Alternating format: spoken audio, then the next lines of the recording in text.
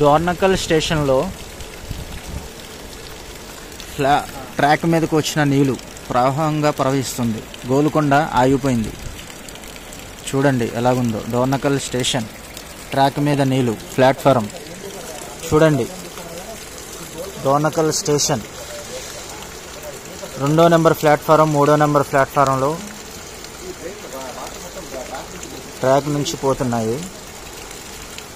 విపరీతమైన వర్షంతో నిన్నటి నుంచి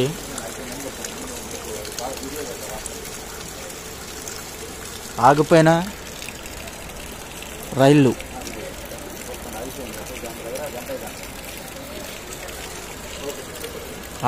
రైళ్లు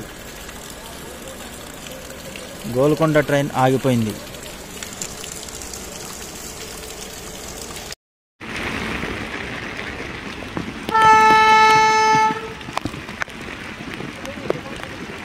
డౌన్లో పండుతుంది.